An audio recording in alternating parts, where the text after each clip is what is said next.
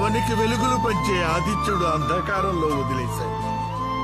కడుపు కోతగా భావించి కన్న తల్లి అనాథగా వదిలేసింది. విద్య నేర్పిన గురువు పరమ కిరాతకంగా శాపగ్రస్తుణ్ణి చేశాడు. దాతృత్వాన్ని ఆసరాగా తీసుకుని దేవేంద్రుడు శక్తిని హరించాడు.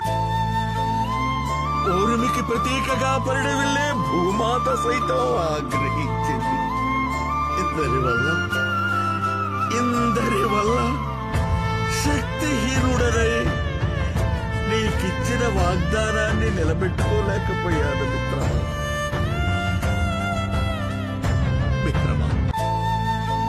నీ దయముందు నా జీవితం ఎంత.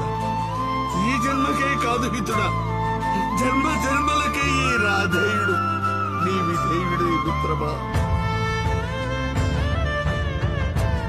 ఆఖరి శ్వాస ఆసన్నమవుతుంది మిత్రమా.